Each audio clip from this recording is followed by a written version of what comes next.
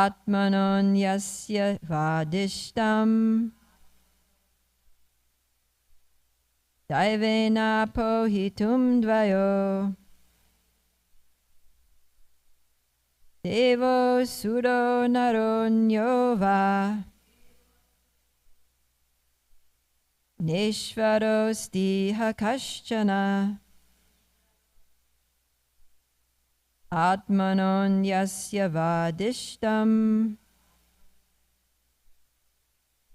Daivena pohitum dvayo. Please chat. Deva sura naronyova Nishvarosti hakaschana Atmanon yasya vadishtam Daivena pohitum dvayo.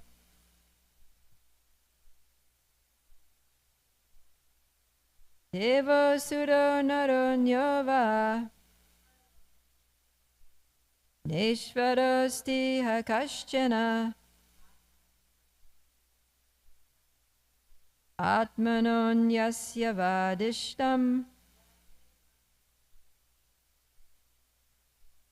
Daivena pohitum dvayo. Okay, we'll go into the word for word then. We'll do this all together. Deva, the demigods.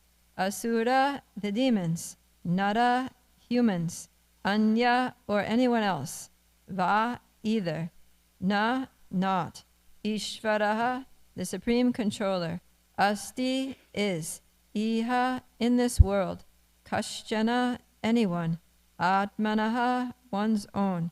Anyasya, another's. Va, either. Dishtam, destiny. Daivena, which is given by the Supreme Lord. Apohitum, to undo. Dvayo, of both of them. Translation and purport by His Divine Grace A.C. Bhaktivedanta Swami Srila Prabhupada Ki Jai. Mayadanava said, what has been destined by the Supreme Lord for oneself, for others, or for both oneself and others, cannot be undone anywhere or by anyone, whether one be a demigod, a demon, a human being, or anyone else. Purport. The Supreme Lord is one, Krishna, the Vishnu Tattva. Krishna expands himself into Vishnu Tattva personal expansions, Swamsha, who control everything. Mayadanava said, however I plan, you plan, or both of us plan, the Lord has planned what is to happen. It's very eloquently said. I'm going to read that again. However I plan, you plan, or both of us plan, the Lord has planned what is to happen. No one's plan will be successful without His sanction. We may make our own various plans, but unless they are sanctioned by the Supreme Personality of Godhead Vishnu, they will never be successful. Hundreds and millions of plans are made by all kinds of living entities, but without the sanction of the Supreme Lord, they are futile. Srila Prabhupada Ki Jai. So, sometimes we have very big plans, or even small plans. Plan everything out.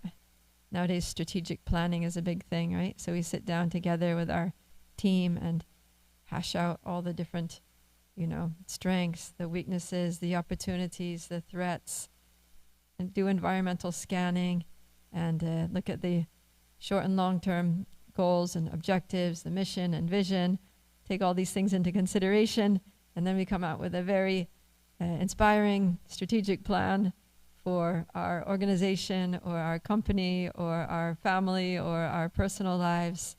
And and we try our best to make that plan become a reality, right, to implement the plan. But as Prabhupada says, man proposes and God disposes. So if our plan is sanctioned by Krishna, then it will be a success. It will be fulfilled beyond our imagination, beyond our expectations. And if our plan is not approved by Krishna, then it's just going to be one frustration after another.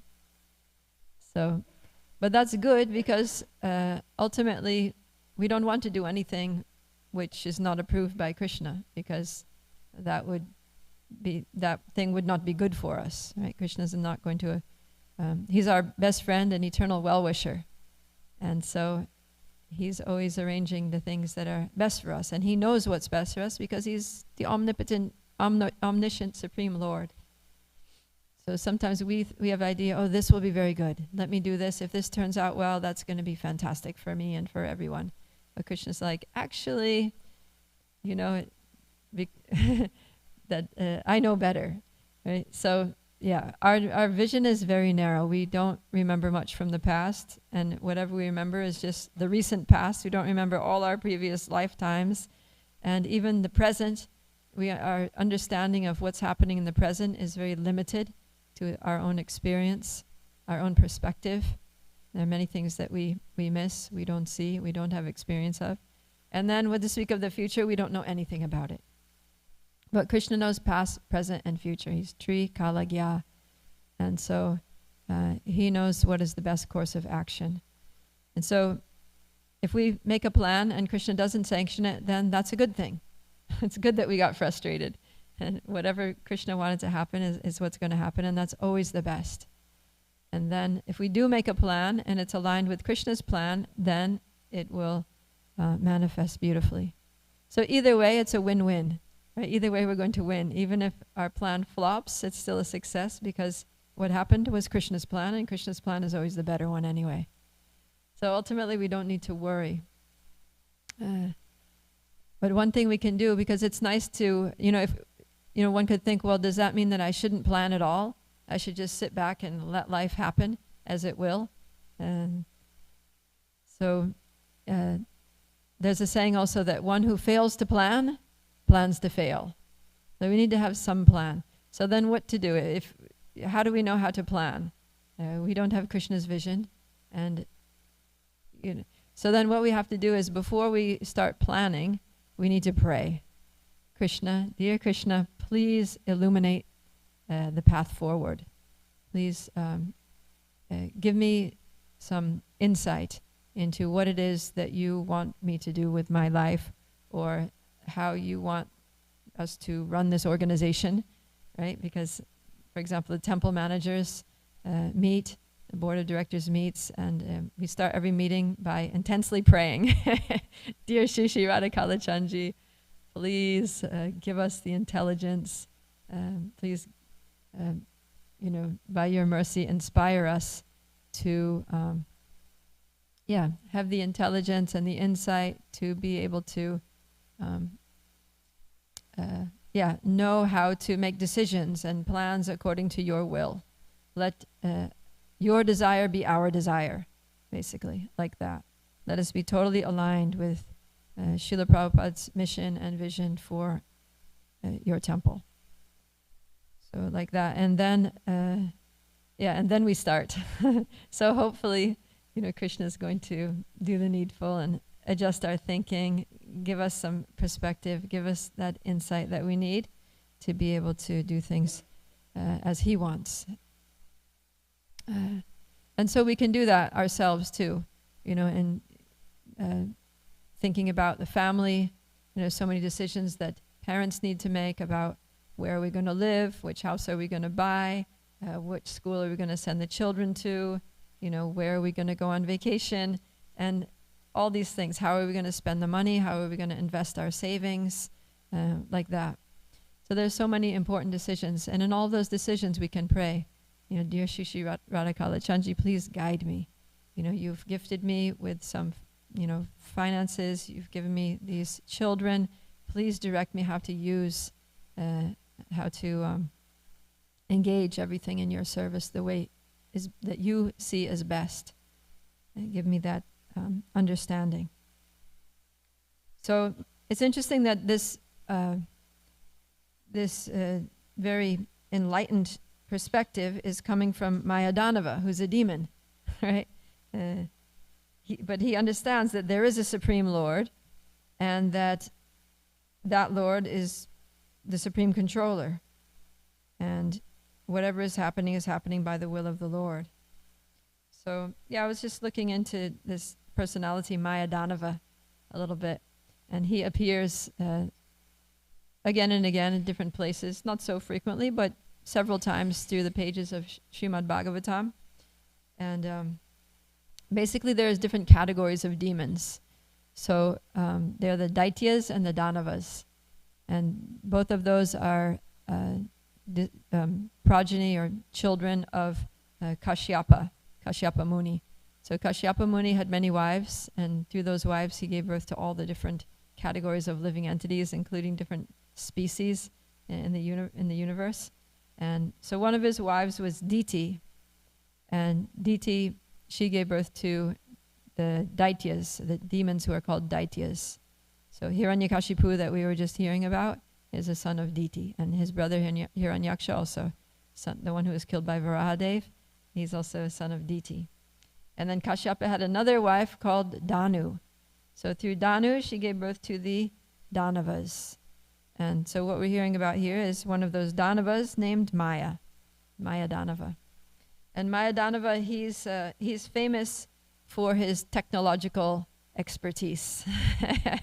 he's called the Mayavi, or the actually no, there's another word that was mentioned here. Where is it? So he's called the Acharya. He's called the Parama Acharya. What's the word? Mayavin. Yeah, he's called the Mayavin Parama Acharya. So Mayavin means technology. It also means illusions. Technology. So he's basically the Acharya, the Parama Acharya, the supreme Acharya of technology. So all this technology that we use in the world today, all of our, mobile digital devices and everything, just AI and everything, ChatGTP, it's all coming from Maya Danava. And he's ruler of Talatala, which is one of the subterranean heavenly planets. So all this knowledge of technology, it originates from Maya Danava and the subterranean planets, subterranean regions. And Maya Danava comes, just like we travel, we have our home, but we also travel. So his permanent residence is Talatala, but he also travels around the universe, because sometimes he comes to Earth and he teaches things about technology. And the demons worship him to get knowledge and ability to, produce and use technology for their various purposes. So it's very interesting. And I was just in New Vrindavan and I was talking to Varshana Swami. And every time I go to New Vrindavan, I always go to see Varshana Swami because he lives up on the hill. He's kind of like, he's kind of like a hermit. He lives a little bit reclusively there. And he doesn't come down much, but if you go up, he'll talk to you. He'll receive you very nicely, and he has a lot to share. He's a very transcendental personality. And we were hearing about him yesterday. So I went to talk to him, and he's writing a book. He's working on a book of his sort of meditations about nature and Krishna and Radha Krishna and Vrindavan and Vrinda Devi and things. And he wants each of his sort of meditations to have a picture that goes along with it. But he's going to have all original art. So he has a concept in his mind, like you're a writer and you have a concept in your mind of what you want the illustration or the painting to be that goes with your writing, and you need to communicate that to the artist.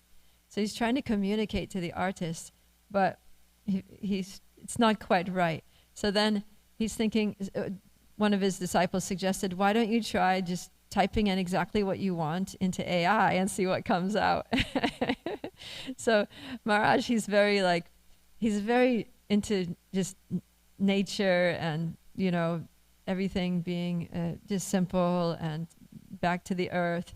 He grew up in upstate New York on an organic farm where they didn't use tractors. They used draft horses for plowing and working. So when he came to Vrindavan, New Vrindavan, way back in the early 70s, then he was working with the what he calls the plow department. He was working with agriculture. So they were plowing the fields and growing food for all the devotees. And so he's always just been very in tune with the land and working with animals, like training the oxen and all that. So he's very much just like a nature person. And so previously he would always speak with some bitterness, about industry and technology and all these things. So it was very surprising for me that when I went there, he was like, it was amazing how I think AI just read my mind. It saw what I was seeing in my mind, and it just, like the image that it generated was exactly what he was like, I think it was Maya Danava. And then he was telling me, actually, Maya Danava, he's not all bad. He's a demon, but he's not all bad because he's related to Tulsi Devi. So this is Maharaj's thing. He's really into Tulsi Devi, Vrinda Devi, and he has a deity of Vrinda Devi that he worships.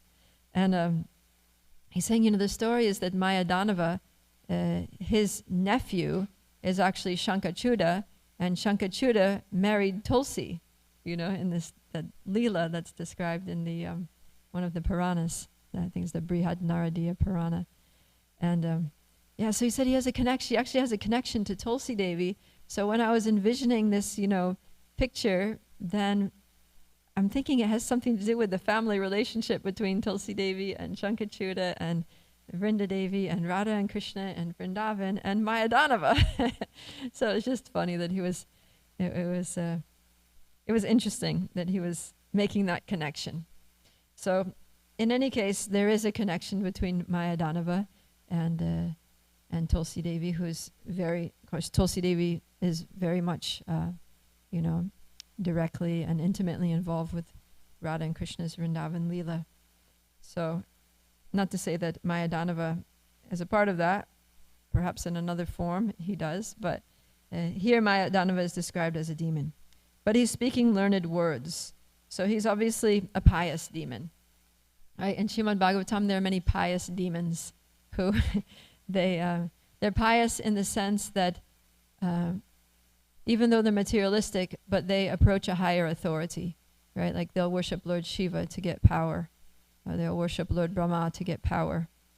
So they recognize that there is a structure in the universe, there's a system of authority, there's a hierarchy, and that there are demigods who are higher than them, and that if they worship those demigods, then they can get benedictions.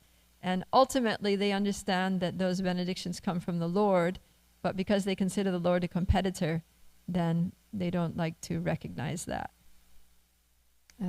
So you see here, Maya Danava, he's actually publicly recognizing the supremacy of the Lord and how he's controlling everything. So, yeah. Another thing that Maya Danava is known for is, the word Mayavi means a sorcerer. He's a sorcerer. So he's a master of illusions. Yeah, Maya Vinam Acharya. That means, Maya means illusion, and Vina means conjurer. So he's the Acharya of those who conjure illusions. And we see that the demons, especially the Yakshas, are very good at this. Right? When Dhruva Maharaj was battling against the Yakshas, then he was finishing them off. He had practically defeated them, and then all of a sudden they conjured up this illusion where there was this huge tsunami coming that was going to, wash him away, and there were blood and pus and mucus and dead body parts and things falling from the sky, and black clouds and hailstones falling, and it was a big illusion.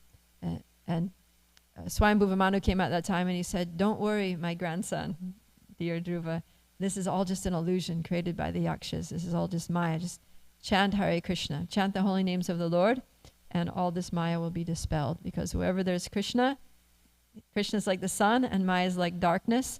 So wherever there's Krishna, there can't be any Maya." So that all dissipated, and then he was able to be victorious. So, yeah.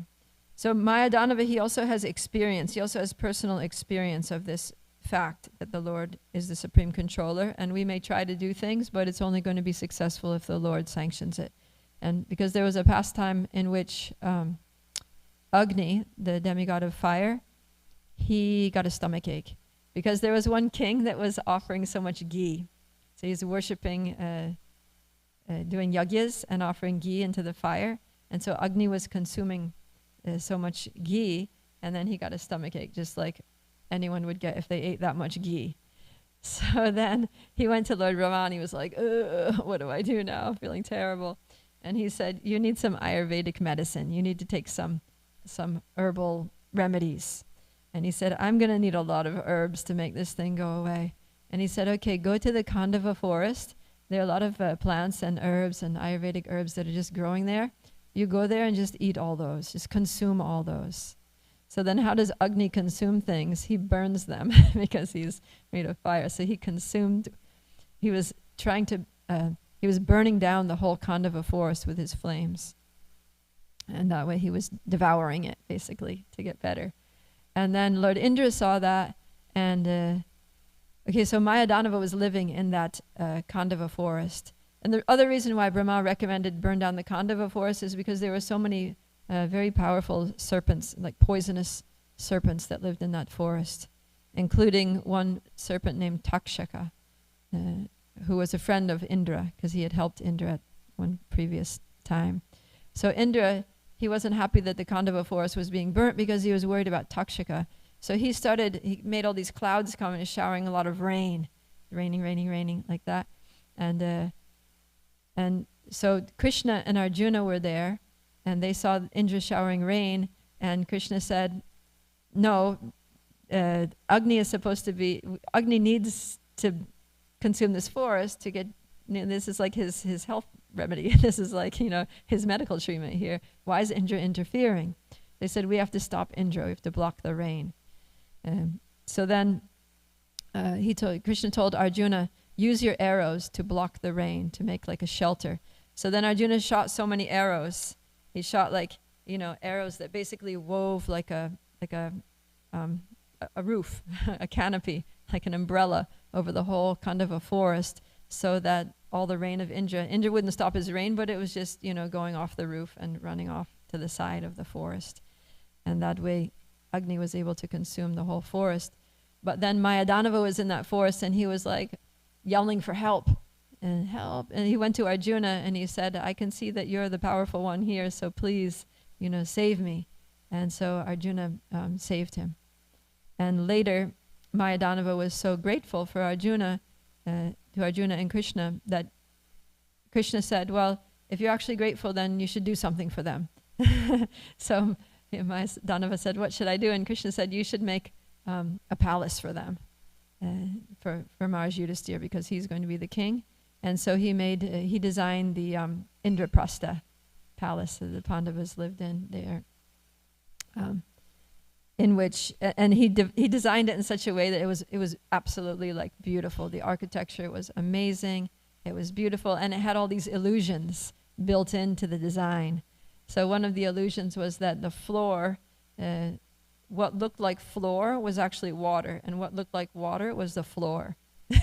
So unless you knew how to navigate your way around that house, it was hard, like you didn't know where to step. And so one day they invited Duryodhana over to visit them.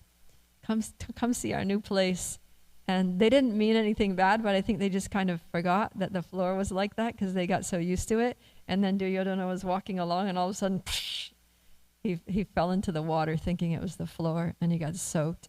And then Draupadi was up on the balcony, and she saw it happening, and she started laughing. And then Duryodhana became very, what's the word? Like disturbed, because he had been dishonored, and it wasn't nice, like he was invited to the house, and he got humiliated in front of everyone, especially in front of Draupadi, who was somebody that he wanted to have as his wife and lost her, and that was like insult upon injury kind of thing in his mind. And that was like what really triggered the Battle of Kurukshetra, which was all according to Krishna's plan. So you see, this is all Krishna's plan. Krishna has a grand plan that he wanted this Battle of Kurukshetra to happen so that all the demons, millions of demons, demoniac soldiers could come, be assembled, and be all killed in one place to remove the burden of the earth. And so he arranged that Duryodhana become humiliated, and which started from in order for Duryodhana to become humiliated in this way, then there needed to be an illusion, and Mayadanava, and the forest. So all these things, Krishna just has, every little thing is seeming like uncommon occurrences, so many uncommon, inexplicable occurrences, but they're all leading towards Krishna's ultimate objective, which is to save the earth from all these demons. And he even engages the demons in the process. So, so when we look at our lives, we'll see so many things happen, like, why did that happen? This is so weird. That was so random, right? But we can see like events unfolding, and everything is going in a certain direction, which we can't see. Like, who would think that Agni's, eating ghee and getting a stomachache somehow led to the battle of Kurukshetra, right? But it did. So there we go. And so what Mayadanava saw in that situation was Indra was trying to stop the fire, but because Lord Vishnu, Krishna, wanted that fire to happen, then there was nothing Indra could do. So ultimately, and presumably he's seen that time and time again, that what has been destined by the Supreme Lord for oneself, for others, or oneself and others cannot be undone anywhere by anyone, not by a demigod, not by a demon, a human, or anyone else.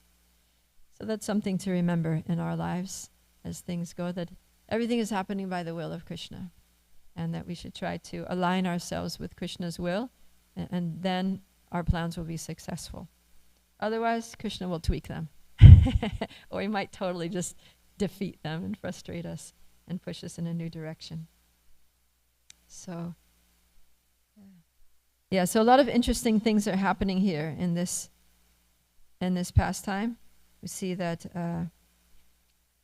and one of the main lessons of this pastime is to show, as Vishwanath Chakravarti Thakur points out in the purport here of text 51, the first verse that we read, is that he says, this historical incident proves that Lord Shiva derives power from Lord Krishna. Because a lot of people think that Lord Shiva is the supreme powerful being in the universe, the supreme Lord. So this, in this pastime, and one of the purposes of the Srimad Bhagavatam is to show that out of all the different incarnations, Ete Chamsa Kala Pumsam, Krishnastu Bhagavan Swayam, that Krishna is the supreme personality of Godhead, the origin of all other Vishnu Tattva expansions, what to speak of demigods that expand from him, and he's the source of all power. And we just saw that also with Prahlad and Lord Nrsingadev and Hiranyakashipu, that Prahlad was so powerful. Hiranyakashipu thought he was the most powerful being in the universe, but he couldn't do anything with his son. He couldn't kill him. He couldn't even scratch him. He couldn't even make him afraid. And Hiranyakashipu himself was so fearful. And he said, Prahlad, where is it that you get your power from? And Prahlad said, same place you get your power from. Same place everybody gets their power from the all-powerful Supreme Personality of Godhead. And so that's the fact. Everyone's getting their power from the Lord. Anyone who has any power, any intelligence, that's coming from Krishna. And so Krishna can give it, and he can also take it away. And that's what he did in the case of Mayadanava. So Mayadanava's sorcery is also empowered by Krishna. And what we see happening here is that the demons had been defeated by the demigods, so they went to Mayadanava, and they said, please help. These demigods, they defeated us. We need to get back our kingdoms. So Mayadanava, he used his powers, and he created these three flying cities, basically. One made of gold, one made of silver, one made of iron, and they were invisible. So the demigods couldn't see them. They couldn't do anything. So then the demigods, now that they had these cities, they're like, now we're in a position of strength. Nobody can hurt us. They can't see us. And they just started, killing all the demigods. And so then the demigods went to Lord Shiva, and he said, don't worry, I'm going to help you. So then he got his bow. And Lord Shiva is extremely powerful. Out of all the demigods, he is the most powerful. He's like in a whole different tattva of him. All the other demigods are Jiva tattva, but Lord Shiva is Shiva tattva. And so he takes his bow and arrow, and he starts burning up those 3 cities, the 3 flying cities made by Mayadanava, and killing all the demons that live there. So then the demons who are being killed, they go again to Mayadanava, and Mayadanava says, okay, I'm going to fix this. And so he just makes this big well full of nectar that Prabhupada says this nectar is Mritya Sanjiva Yitari, which means that it can bring the dead back to life. So then he was just dipping all the dead bodies of these demons into this well and pulling them out. And then they're coming back to life with like redoubled strength. It says, endowed with great strength, they got up like lightning penetrating clouds. So they were very, electrified. They were very empowered. And Lord Shiva was frustrated. Shri Shri Radhakala Chandji Ki Jai. So Lord Shiva was basically foiled.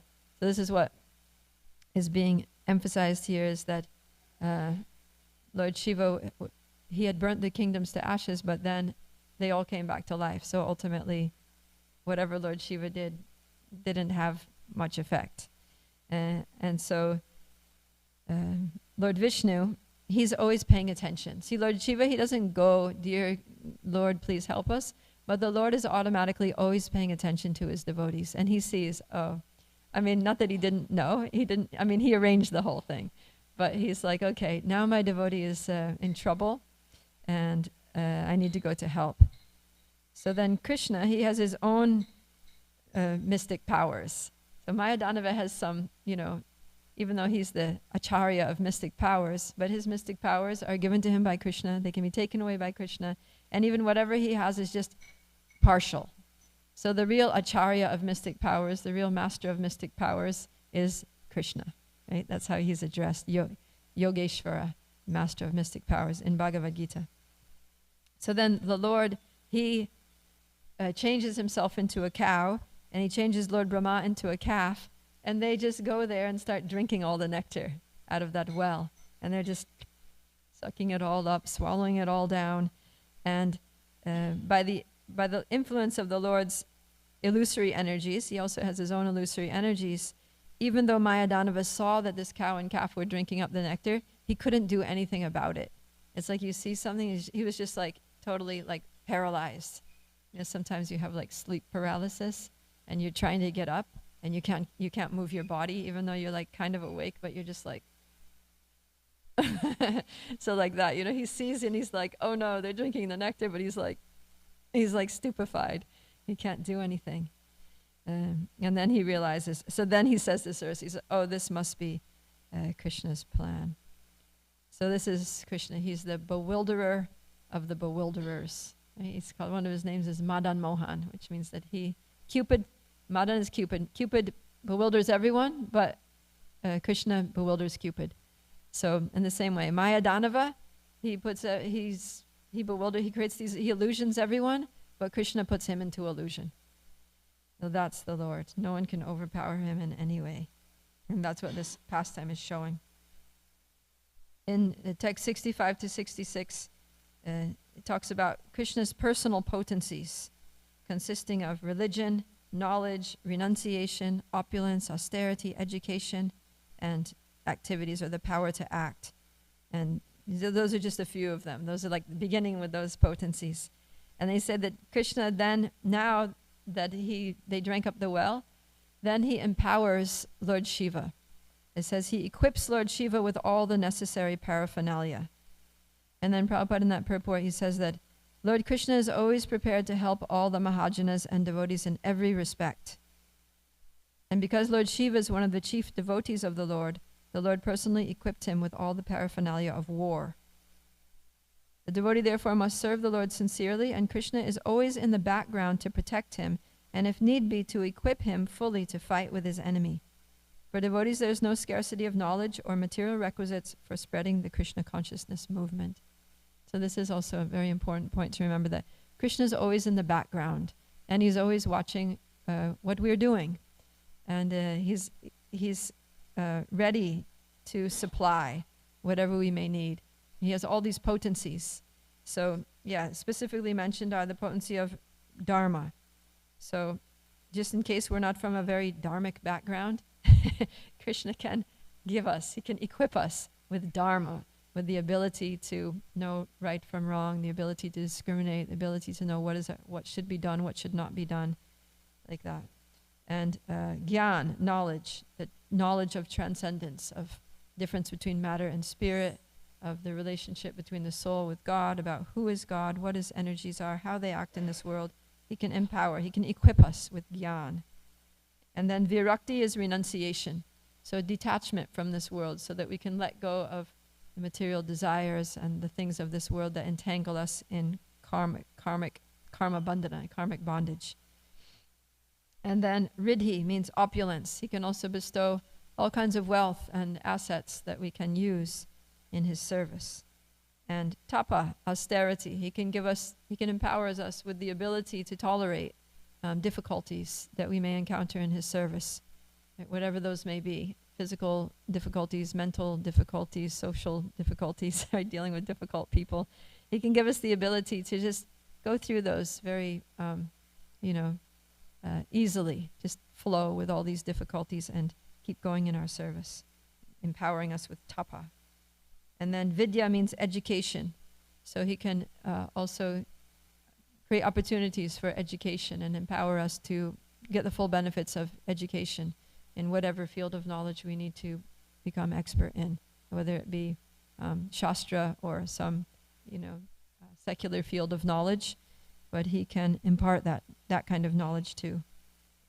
And then Kriya, activities. So Krishna empowers our activities, and he directs us to perform particular activities so that we can advance, the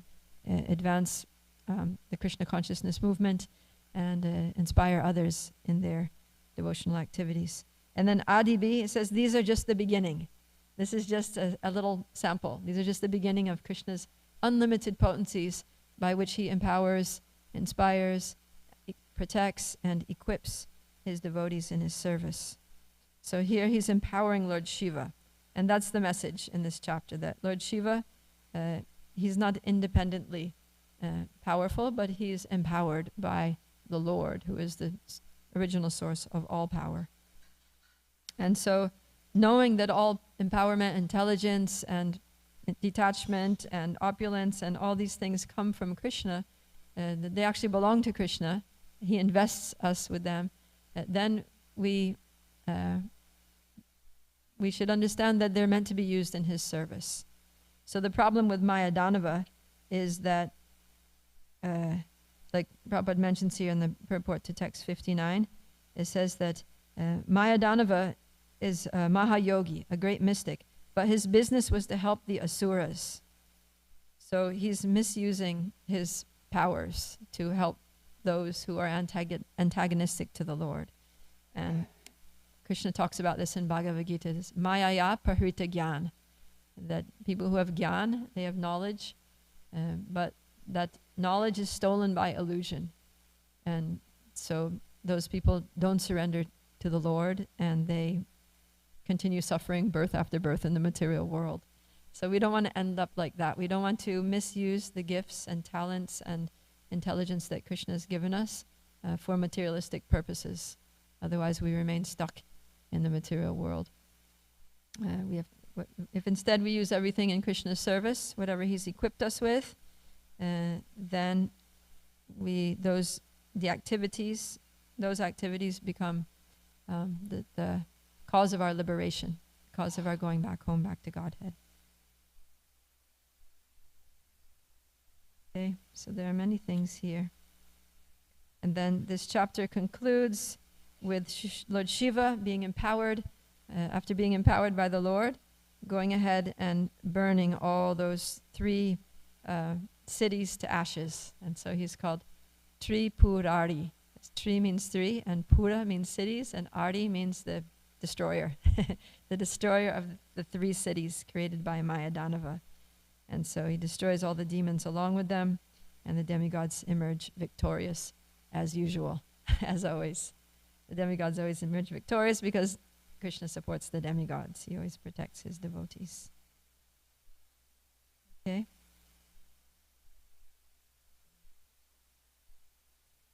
Prabhupada concludes here with this purport that the activities of the Lord are uncommon. And although Krishna appears as a human being, he's not an ordinary human being. And but we can understand him by studying the Bhagavad Gita.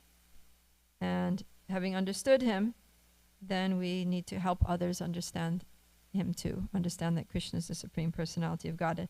Prabhupada writes, this Krishna consciousness movement is just trying to make Krishna known all over the world as the Supreme Personality of Godhead, Krishnastu Bhagavan Swayam.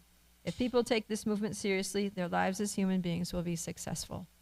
Because if we know that Krishna is the Supreme Personality of Godhead, then we're going to know that he's the source of everything, and we're going to know that everything comes from him and is meant to be used in his service, and then our lives become successful, as our lives are just full of devotional service. Everything that we do is an offering of devotion to the Lord.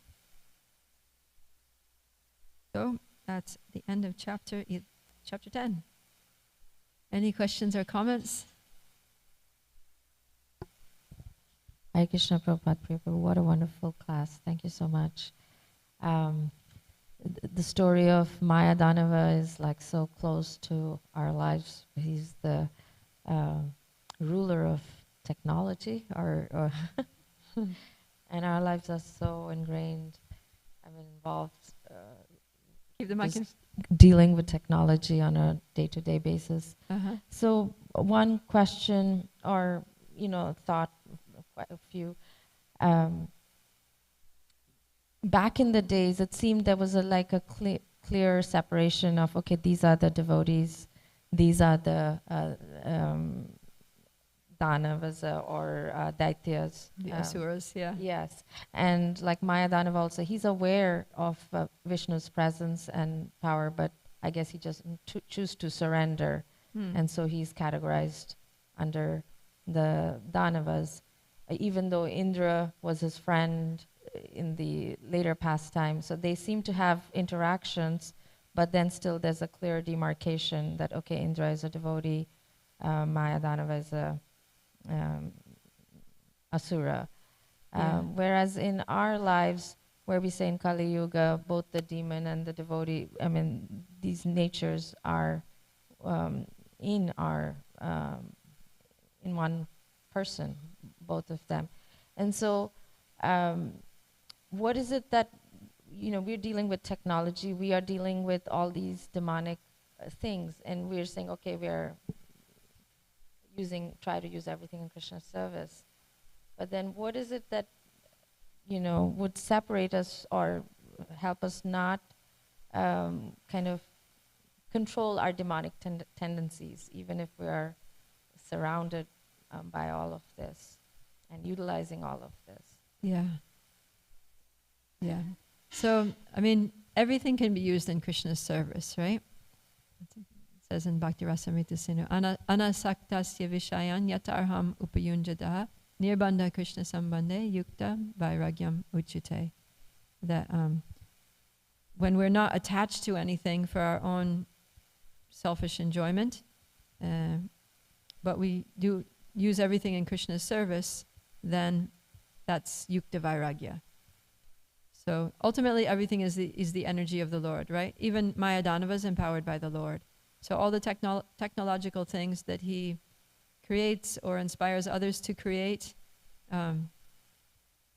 that's sanctioned by the Lord, right? If it wasn't sanctioned by the Lord, we wouldn't have mobile phones, we wouldn't have laptop computers, we wouldn't have artificial intelligence, we wouldn't have all these things. The fact that it exists means that it was sanctioned by the Lord, otherwise it wouldn't exist, right? That's what Maya Danava is saying, that nothing happens unless it's sanctioned by the Lord. So the fact that it's all here means that somehow or other, the Lord has, enabled this, and ultimately it's all his energy. It's all just different manifestations of his energy. So like everything else, like all other manifestations of his energy, it's all meant to be used in his service. So then we just use it in his service. That's all. And we don't need to reject anything. Right? We don't reject things, we connect things to Krishna. That's what Prabhupada would call dovetailing. We just connect everything to Krishna. And then instead of those things degrading us, then they actually they can uplift us because they're our connection to Krishna. Right? Like there are devotees who, they just spend all day, like their service is working with technology, right? Like if somebody's a social media expert for the temple, right? Then they just spend all day with devices and recording and video editing and posting different social media outlets and all these things. It's like they're just constantly dealing with technology, but that's their service for Krishna, right? So they're working with one form of, and someone else is, making garlands and flower vases and flower decorations for the deities. So, okay, they're working with natural, beautiful things, and someone else is using, all these little machines and devices and, gadgets. But ultimately, it's equal because they're just using Krishna's energy in Krishna's service. You just see it like that. Using Krishna's energy in Krishna's service. And the energy and the intelligence that by which we're able to use Krishna's energy in Krishna's service is also Krishna's energy. Right? Everything's Krishna's energy. So it's just very simple. We don't need to distinguish between one type of energy and another type of energy so much. What we need to distinguish between is our consciousness, right? Am I actually using this for Krishna, or am I using this for my sense gratification? That's where we need to, make judgments and things. Thank you. One more question. This reference to nectar comes up in a few times. So, and it seems like even in the example of Rahu Ketu, like he became kind of immortal. But again, that's with reference to till the cosmic creation exists, or how do we understand this nectar of immortality? Because like Brahma once said, nobody is immortal. Then how does this nectar keep showing up?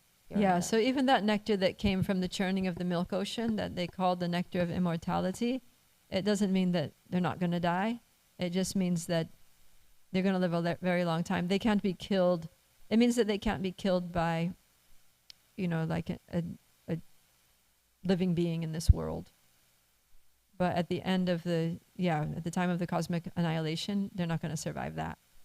They will die only by the will of the Lord. They can't be killed in battle.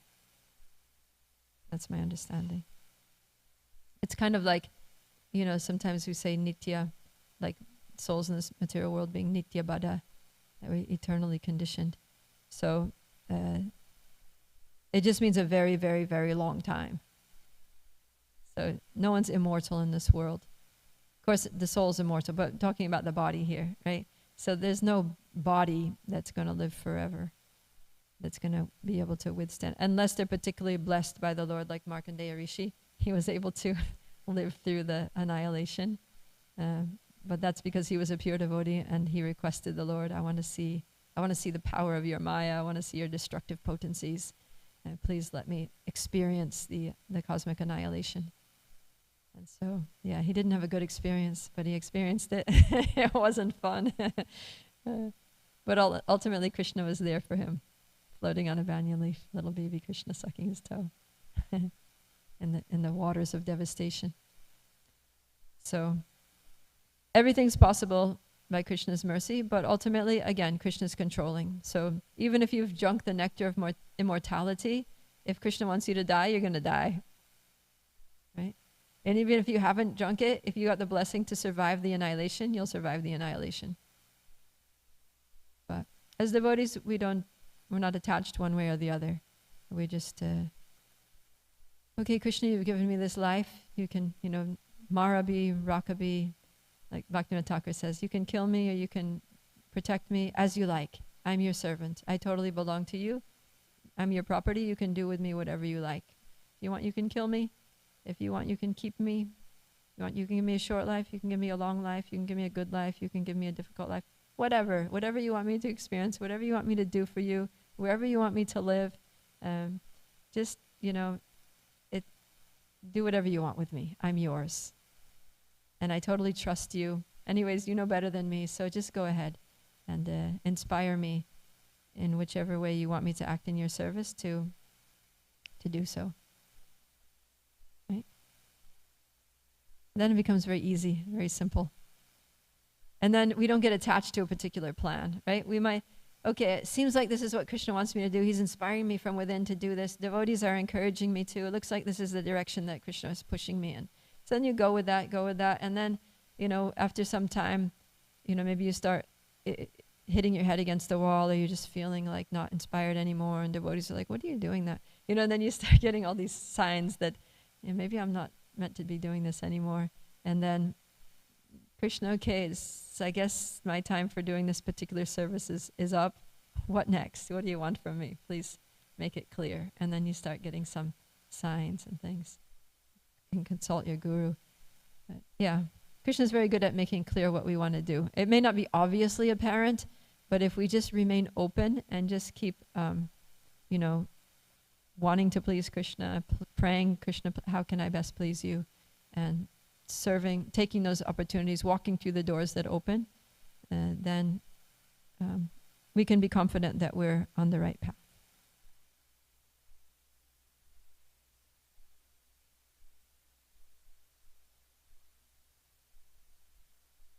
Okay. Oh.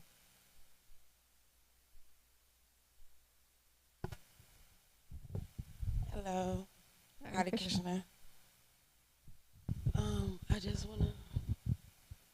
I just wanna say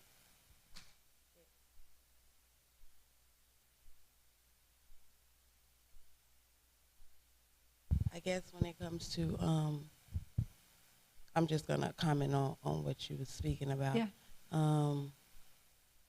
When it comes to Krishna being the all and nothing happens without his approval. Mm-hmm. I kind of got this yesterday. Like, what if, imagine, because we sit here and we talk about how nothing happens without the approval of Krishna, right? So imagine walking through this world just knowing whatever happens,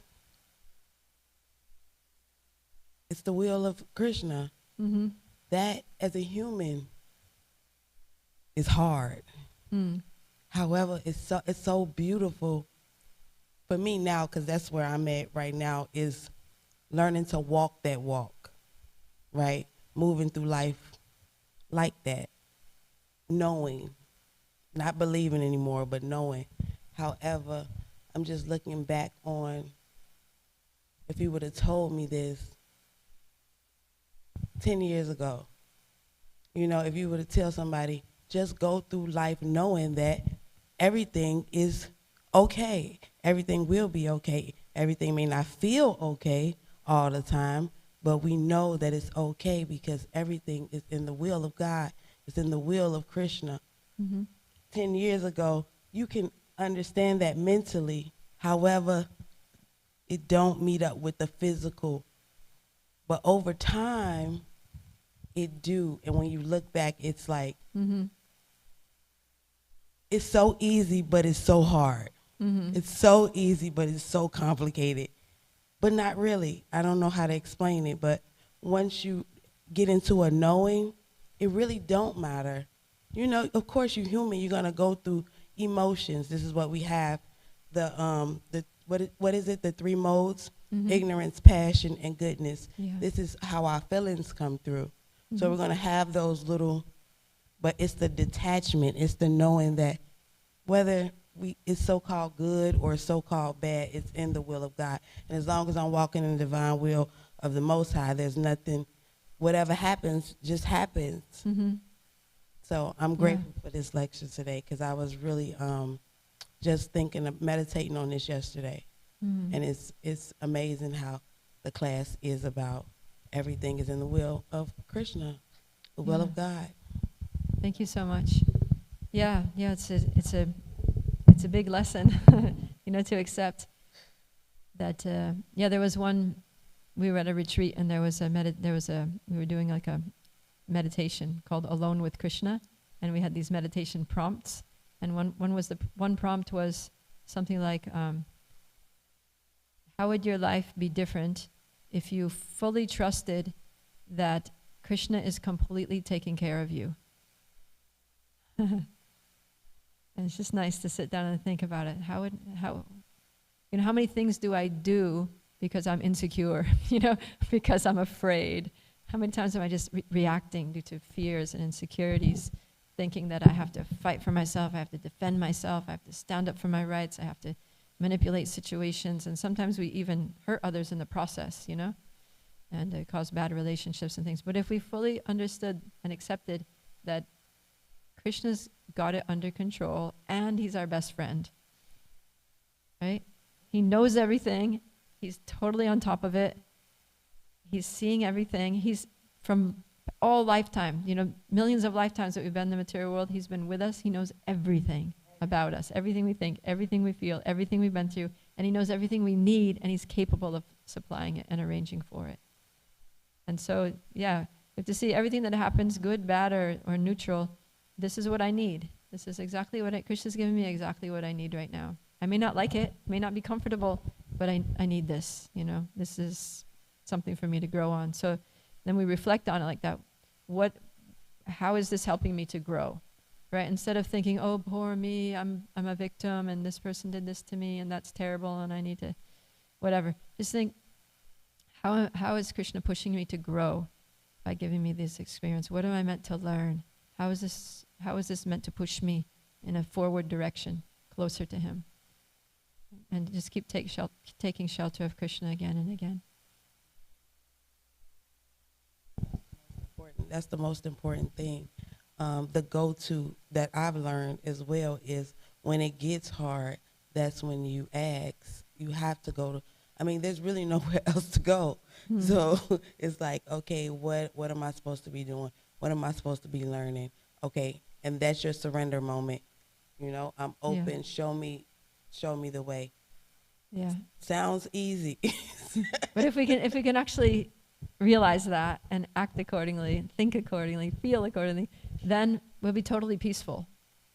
Right? That's the peace formula that Krishna talks about in the Bhagavad Gita. He says, Bhoktaram yagatapasam sarva loka maheshwaram suhridam sarva bhutanam gyatva mam shantim richati. That if we can understand three things, that Krishna is the supreme controller, that he's our best friend, and that everything should be done for him, then we can be totally peaceful.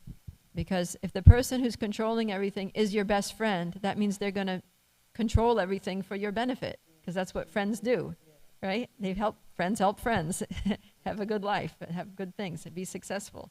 So, and Krishna is actually capable of making everything happen for our, to perfect this life. And then I just feel like sometimes I feel like I'm a float off. You're what? I'm a float off. Float off? Float off. Float off. Have you ever had that feeling where you feel like, I don't know how to explain it. Like, okay, so when you get into that mode, like, okay, I just trust God that everything is going to be okay, and I'm going to just move through life and watch how he move things out. But when you get there, it almost feels like you're not connected to the earth anymore. It almost feels like you're going to float away.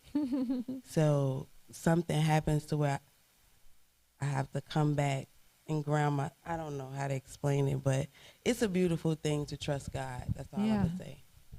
Yeah. And and that's the way to be free from duality, right? The duality of this is good, this is bad, I like this, I don't like this, honor and dishonor and praise and blame. We become transcendental to all these dualities because we realize that that Krishna is the absolute truth and that everything that he does is good. So there's no bad. Everything is good. It's just a question of perspective, right? And understanding. So, yeah. In Krishna consciousness, for a person in full Krishna consciousness, everything is good.